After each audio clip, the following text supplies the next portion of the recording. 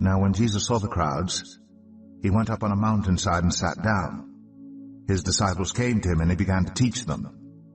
He said, "Blessed are the poor in spirit, for theirs is the kingdom of heaven. Blessed are those who mourn, for they will be comforted. Blessed are the meek, for they will inherit the earth. Blessed are those who hunger and thirst for righteousness, for they will be filled. Blessed are the merciful, for they will be shown mercy. Blessed are the pure in heart, for they will see God. Blessed are the peacemakers, for they will be called children of God. Blessed are those who are persecuted because of righteousness, for theirs is the kingdom of heaven. Blessed are you when people insult you, persecute you, and falsely say all kinds of evil against you because of me. Rejoice and be glad, because great is your reward in heaven, for in the same way they persecuted the prophets who were before you. You are the salt of the earth. But if the salt loses its saltiness, how can it be made salty again? It is no longer good for anything except to be thrown out and trampled underfoot. You are the light of the world. A town built on a hill cannot be hidden. Neither do people light a lamp and put it under a bowl. Instead, they put it on its stand, and it gives light to everyone in the house. In the same way, let your light shine before others, that they may see your good deeds and glorify your Father in heaven. Do not think that I have come to abolish the law or the prophets. I have not come to abolish them, but to fulfill them. For truly I tell you, until heaven and earth disappear, not the smallest letter, not the least stroke of a pen will by any means disappear from the law until everything is accomplished. Therefore, anyone who sets aside one of the least of these commands and teaches others accordingly will be called least in the kingdom of heaven. But whoever practices and teaches these commands will be called great in the kingdom of heaven. For I tell you that unless your righteousness surpasses that of the Pharisees and the teachers of the law, you will certainly not enter the kingdom of heaven.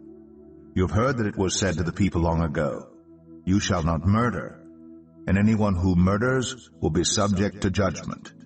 But I tell you that anyone who is angry with a brother or sister will be subject to judgment. Again, anyone who says to a brother or sister, "Raka," is answerable to the court, and anyone who says, "You fool," will be in danger of the fire of hell. Therefore, if you are offering your gift at the altar, and there remember that your brother or sister has something against you, leave your gift there in front of the altar. First go and be reconciled to them, then come and offer your gift. Settle matters quickly with your adversary who's taking you to court. Do it while you're still together on the way, or your adversary may hand you over to the judge, and the judge may hand you over to the officer, and you may be thrown into prison.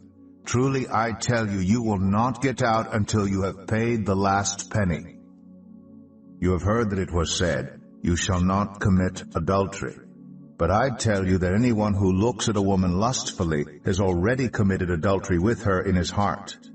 If your right eye causes you to stumble, gouge it out and throw it away. It is better for you to lose one part of your body than for your whole body to be thrown into hell. And if your right hand causes you to stumble, cut it off and throw it away. It is better for you to lose one part of your body than for your whole body to go into hell. It has been said, "Anyone who divorces his wife must give her a certificate of divorce."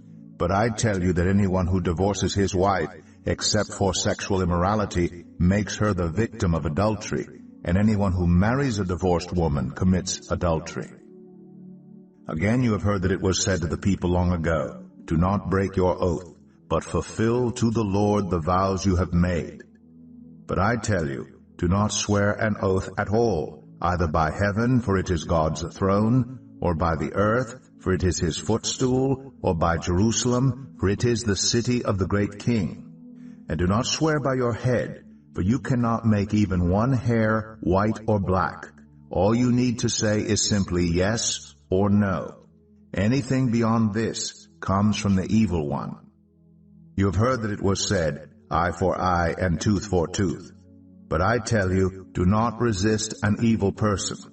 If anyone slaps you on the right cheek, turn to them the other cheek also.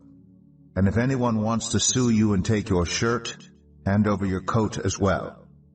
If anyone forces you to go 1 mile, go with them 2 miles. Give to the one who asks you, and do not turn away from the one who wants to borrow from you. You have heard that it was said, love your neighbor and hate your enemy. But I tell you, love your enemies and pray for those who persecute you, that you may be children of your Father in heaven. He causes his sun to rise on the evil and the good, and sends rain on the righteous and the unrighteous. If you love those who love you, what reward will you get? Are not even the tax collectors doing that? And if you greet only your own people, what are you doing more than others? Do not even pagans do that? Be perfect, therefore, as your heavenly Father is perfect.